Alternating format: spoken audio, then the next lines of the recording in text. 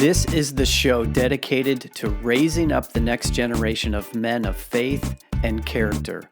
My name is Mark Stanifer. Welcome to the Next Man Up. Well, hey guys, welcome back to another episode of The Next Man Up. So good to have you with us and to partner with us in this journey of raising up the next generation of healthy and godly men, because when that happens, everyone benefits. My name is Mark Stanifer. Josh Wilson is my sidekick today for another episode. Good to have you on, man. It's great to be here. How have you been? Tired. Tired? Yes. Might that have something to do with how you are measuring time and age of your child still in months? Yes, and the fact that my 22-month-old child wakes up at 4 o'clock in the morning. That's early. It's brutal. That's early. I'm not very good at 4. In fact, I'll spare you listeners the whole story, but earlier this week, I was up between 12:30 and 2 because of a.m. because of some activity in the house. Uh-huh. And dude, I was a wreck for 2 days. Oh, it's day after day of this will destroy you. Yes, sleep is not overrated. No, and what they don't tell you when you have a newborn child is you have years of sleep deprivation ahead of you. It doesn't end after the first 3 or 6 months or whatever. The question I have for you is, when does it end? Oh, like when does what? The sleep deprivation? Yes, the sleep deprivation. So here's a funny story about me. When we had our first child, I was convinced that my role, the greatest impact I was going to make in this child's life early on, was to get him on a schedule and get him sleeping through the night as soon as possible. Now, if you study and research, which I know you do, you know that it's possible around the 8 to 10 to 12 week mark for kids to be sleeping through the night. So I had read the book, I had the method, I was good to go. Our first came 7 weeks early, so we spent a week and a half in the NICU, which completely changes the timeline, right? Like I enjoy joking about this. He wasn't done cooking yet. He needed to be in the oven a bit long. He came out a little underdone. Okay. But I was still convinced. The book says, and I won't advertise the book here, but the book says, do this, do that, do this, do that. And the 8-week mark came and went, and the 10-week mark came and went, and the 12-week mark. But it was still early on. I want to say maybe 3 or 4 months, and we had him, and on his schedule, we had him sleep in large blocks of time at night. Now, he was going to bed later than I would prefer to go to bed, and he was getting up earlier than I wanted to get up. And some of my least fond memories are what happened when the sun was down, and I was, quote unquote, inconvenienced. But it does come to an end. And the thing that there's lots of schools of thought on parenting, right? My parenting philosophy has always been keep them on the schedule, and they can operate well within those boundaries. Some people don't like that school of thought, but within that, it worked.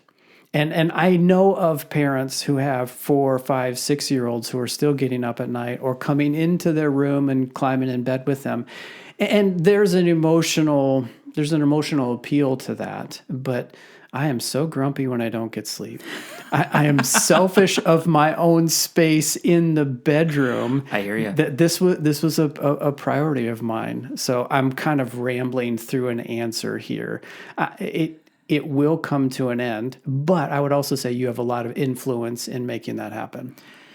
You know, my parents came to visit in December, and they figured that they were going to come up and teach us how to get our child to go to bed. And I don't know if I was the same way as my son was when I was his age. But they had this story of a my dad's boss came over for dinner one night, and he decided he was going to help them that night to help me fall asleep. Okay.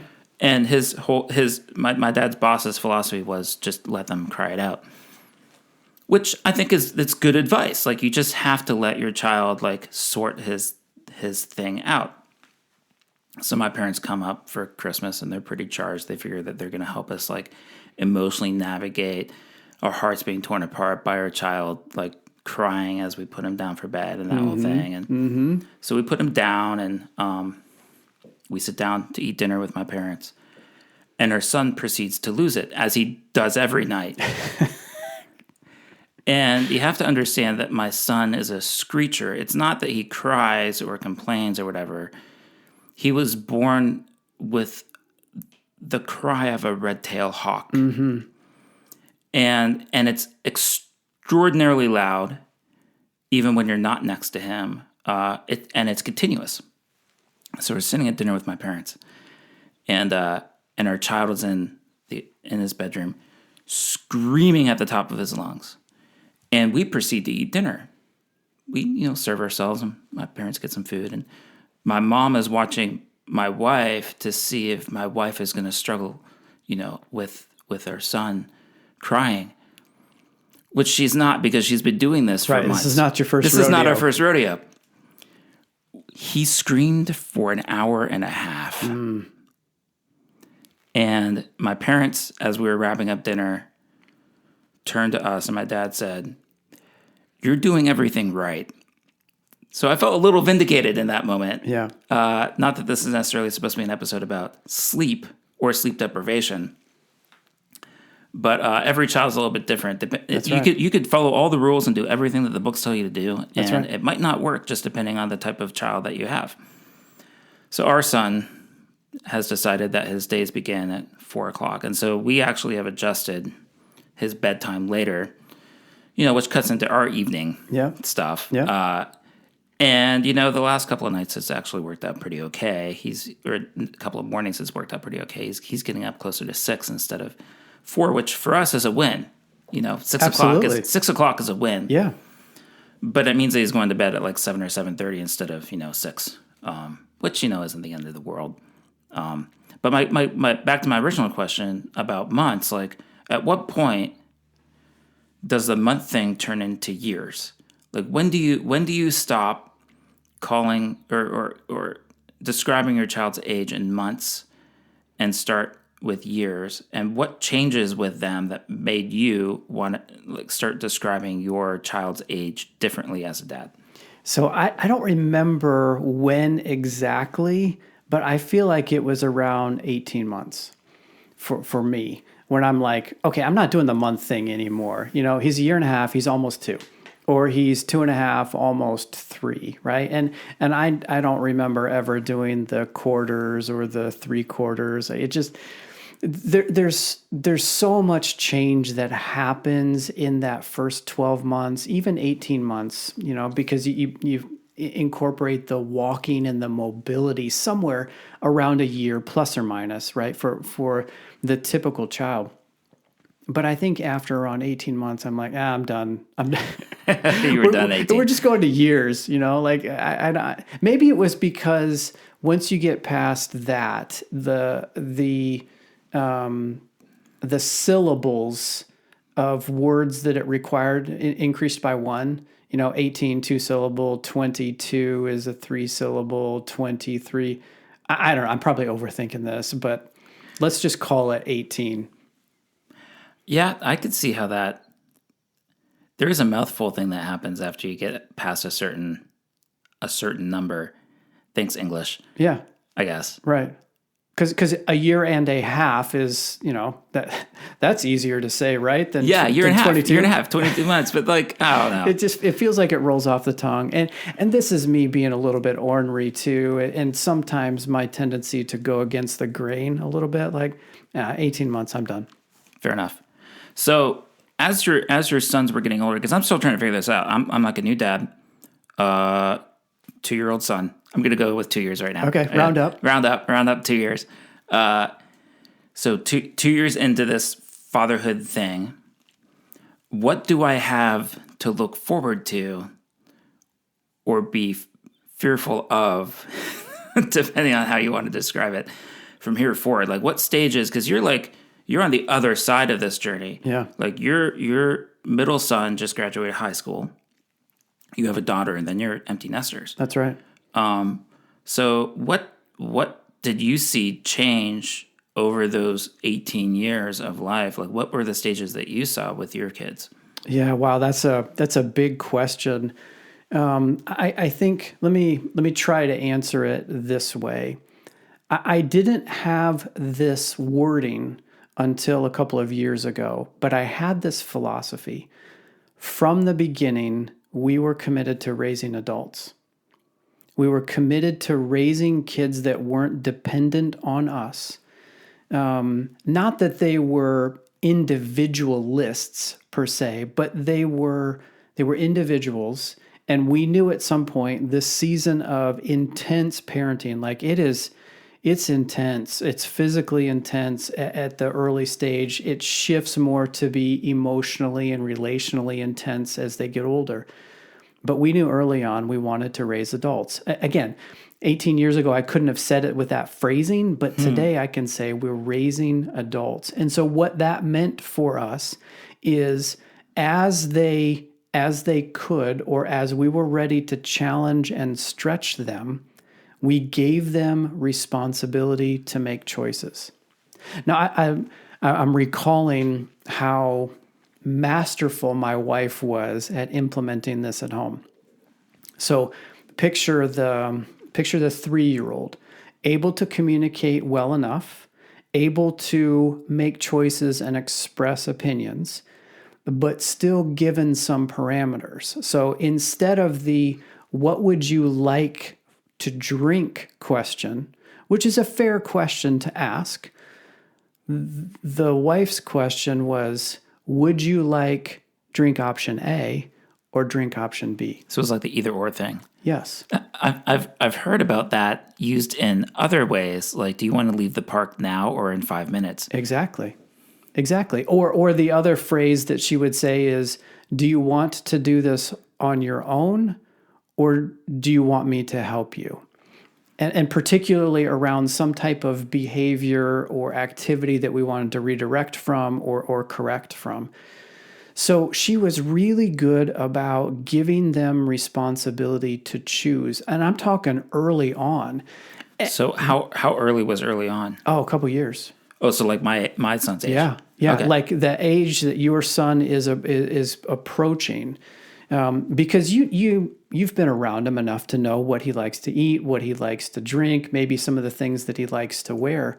But if you give them, this was our philosophy and our experience, if you give them complete control of the decision, then you become simply like an order taker. Mm-hmm. And I'm telling you what, you probably know this already, kids are smart. They figure out the path of least resistance to get to what they want. And I think, unfortunately, I've seen this play out in the grocery store and in the mall and in the park in an attempt to serve your child well. The child becomes the leader in that relationship, and you as the parent become the follower. You know, so our son, as I mentioned, screams like a red-tailed hawk, and he still does when he doesn't get what he wants. Mm-hmm. And we've just decided that, like, we just explain to him every time he tries to pull that lever, that screaming doesn't get you what you want. It gets you the opposite of what you want. Yep. So screaming will get you a timeout. It will not get you an additional animal cracker. Dude, that's hard. Let's paint the context. You're over at some social event with people that you want to interact with. You're there as a family, and your son begins to do the war cry of a red-tailed hawk. As a parent, again, this is what I can see from this side of the journey. I couldn't articulate it 20 years ago. What I can see from this side of the journey is I, in that moment, was feeling insecure as a parent because my child was not conforming to acceptable behavior in that environment. If he's running around the backyard with just a diaper on and screaming like a red-tailed hawk, great. Go do who it. cares? But in the middle of a restaurant or a social function or a church service, like it's not normal, appropriate behavior in that context. And part of our jobs as parents is to help our children know what's normal and what's not given the context.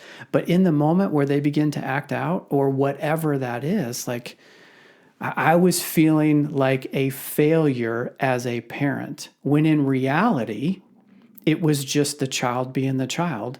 And I needed to step in that moment and forget about all of the judgment that I perceived that was being cast on me by the other parents in the room, and just do what I know to do in that situation. And for us, like in a restaurant context, when particularly my daughter, when she would get loud and she could get loud, one of us just picked her up and we walked out. We separated her from that situation. Despite the judgment that may or may not have been coming from the other patrons, right? Some of that was just made up in my own head. At least the attention. It may not have been judgment, but you definitely drew attention. Definitely drew attention. And we were aware enough that we did not want to disrupt everybody else's experience, even if that meant I was disrupting my own. And so, in that situation, we separated her from that environment until she calmed down. So one of the things that we've learned about my son Kai is that he hates time out because he has this massive fear of missing out. It's one of the reasons why he wouldn't go to sleep at night, is he was afraid that he was missing out on whatever else was going on. Not that anything was going on. We were exhausted, but that's not the point.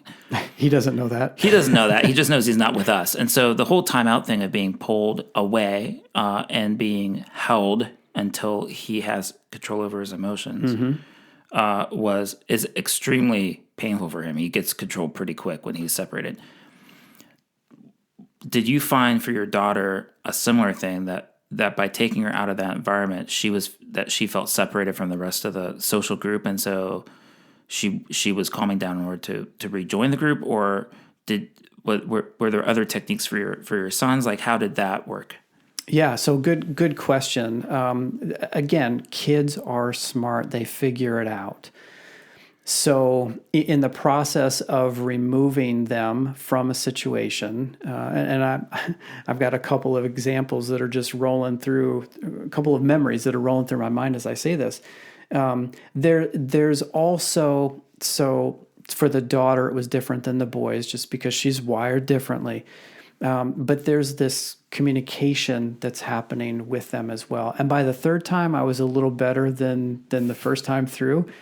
But the communication was, hey, look, we can go back inside as soon as you get your body under control.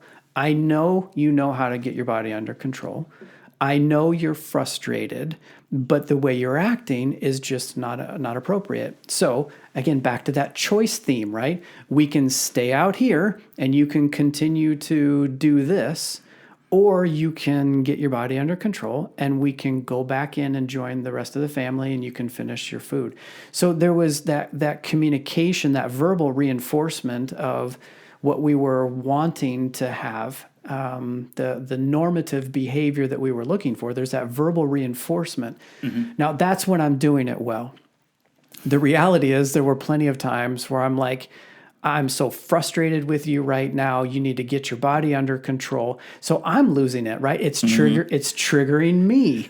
So you're like going down the same road as your child. Right. That's right. But I'm the adult in that situation, right, so that I can tell them what's expected. I can tell them what to do. Like, you need to obey. Maybe this is why the stage that's coming for me at some point down the road, grandparenthood, is so attractive, because you've learned so much along the way about parenting. You've learned so much along the way about yourself, and you're able to re-engage in a more wise and mature way. You can also hand the child back. Well, there's that too. I've learned that from from both of our sets of parents, they hand him back to us. That's right. Which is fine.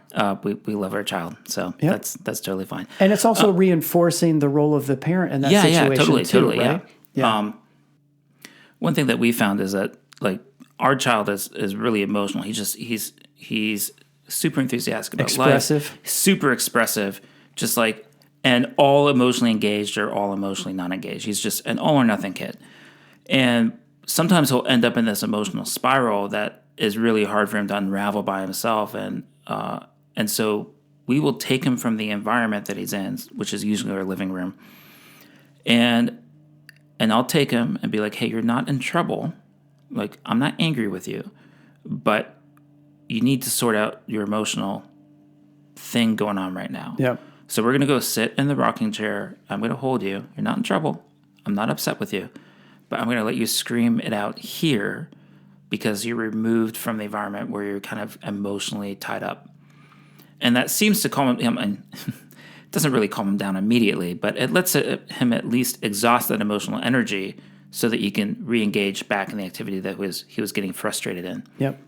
Did you find that to be true with your kids as well? So we never had the type of child that you had. That very expressive, that strong-willed, that all in or nothing, right? We had one that was similar but not quite.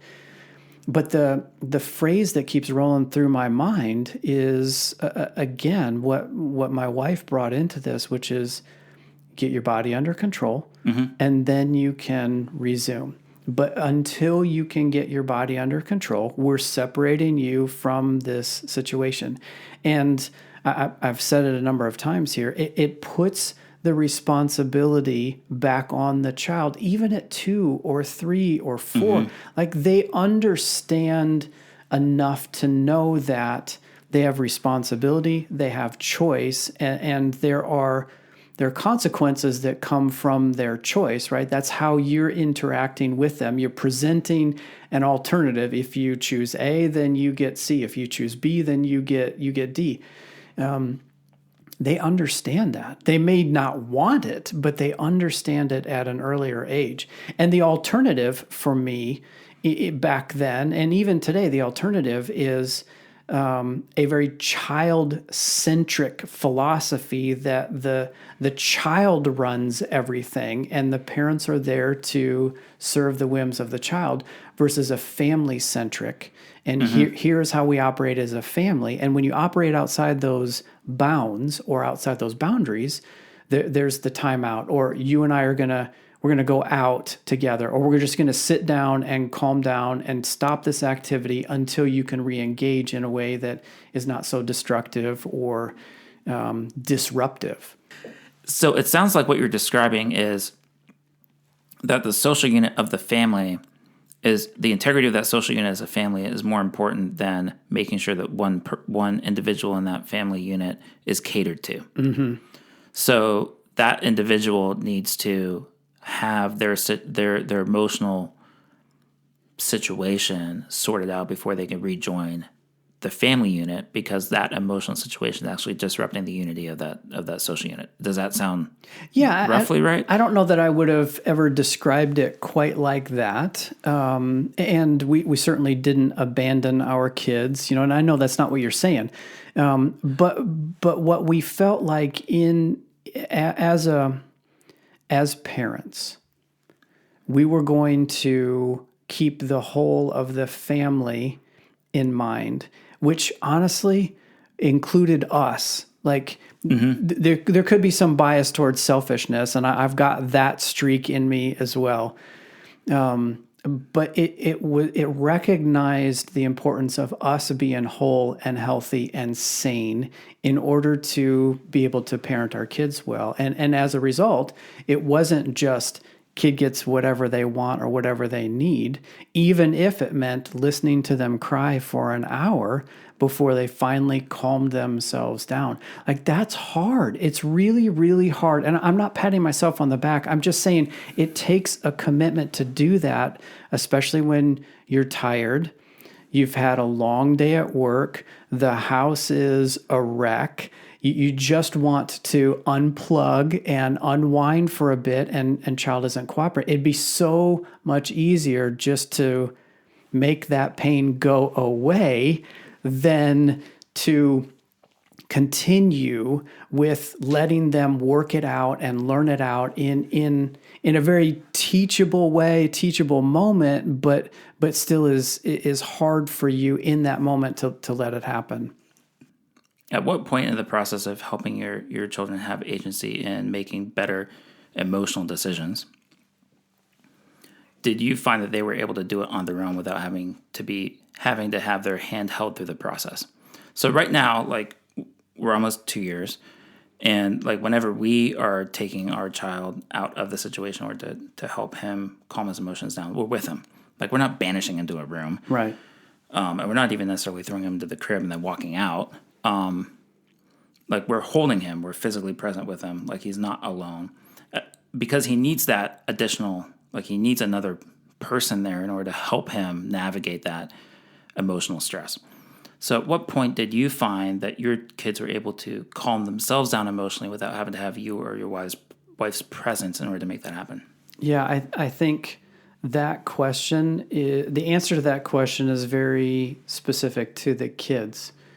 Okay. Because I know parents who have preteens or teens that they still have to step them through the process of what are you thinking, what are you feeling. It's less about I'm going to hold you on my lap and like physically constrain you and help you that way.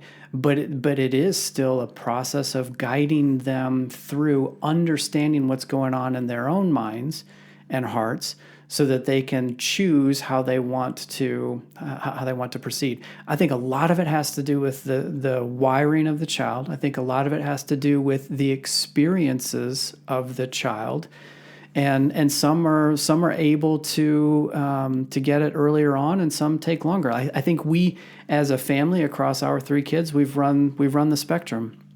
I don't think it's an easy answer as it comes with 36 months. That would be more convenient for sure. I know. It would be easier, right?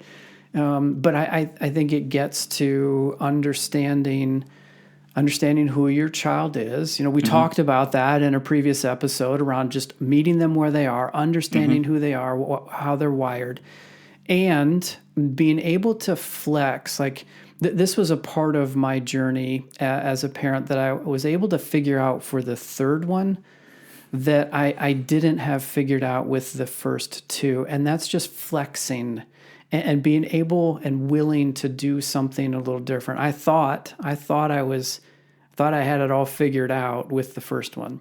And I know for those of you that are veteran parents are just laughing like, yeah, whatever.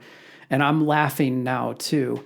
But I think, let me say it this way very specifically. When it comes, part of what we're talking about is obedience. Yes. Right? And early on in my parenting journey, I was more focused on obedience. Okay. Later on in my parenting journey, I was more focused on relationship. Okay. And getting at the heart of that child. And out of that heart and that heart connection, that relationship connection, flows obedience with the family norms, the social norms that we wanted, like, you know, the wording that you were using a few minutes ago. Yeah. When I started, not that I didn't care about the relationship, but I was focused more on getting them to be obedient versus later on getting at the heart connection and understanding that obedience can flow from there as well. So it sounds like early on you were trying to accomplish a goal of obedience, Yeah. rather than building an atmosphere that would allow obedience to naturally come out. Yeah. And again, I couldn't have said it back then. I can see it now and say it now, looking back on it. And the desire to connect with my kids was there. It's just when they weren't obedient, I was more focused on the fact that they weren't obedient and what that meant to me as a parent, like a failure of me as a dad to get my kids to obey. And I wasn't strict. I wasn't a taskmaster. Like I wasn't that type of dad. But now I understand that you can get both when you pursue the heart first. When you can have somebody that obeys you and is not connected. It's hard to have somebody that you're connected with that from which obedience doesn't also flow. Yeah. Yeah, that's good. That's really good. Well, guys, hopefully this has resonated with you. I know we've got listeners across the parenting spectrum. We've got listeners that aren't even parents just yet. And I enjoy the memories of going back 15, 18, 20 years ago when my kids were really young. And so, Josh, thank you for some of those questions, because it takes me back, and it's also a way to just measure how much growth there was for me in the process. Like I described it this way back then. I was ready to be a dad, but I didn't fully understand what that means. And now 20 years on, I got a better perspective, and I see where things were done well and where I learned along the way. And so guys, as you're listening to this, I don't know where this finds you, but I would challenge you to just reflect on how you are connecting with your boys, with your kids. And when there are the expected deviances from desired behavior, are you reacting more out of what you think that says about you, or are you reacting more out of connecting, establishing, deepening that relationship with that child and helping them to grow into the man or the woman that they were created to be down the road? That's the philosophy that has served us the best in this whole process. Is we are raising adults. And so anyway, challenge you with that thought. What are you taking away? What are you learning? What can you do better to connect more deeply with your kid and to help them be the person that they were created to be? All right, Josh, thanks for bringing it today. Love the questions. Love the opportunity to unpack some of this stuff. Listeners, as we always do, we say, until next time, adios.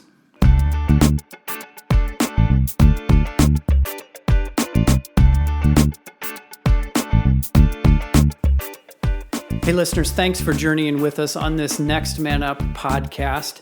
We would love to hear from you. Maybe you have a question or an idea, perhaps a topic for us to consider. If that's you and you want to reach out to us, you can get us at feedback@thenextmanup.com. That's feedback@thenextmanup.com. Again, we'd love to hear from you. Until next time, we'll see you later.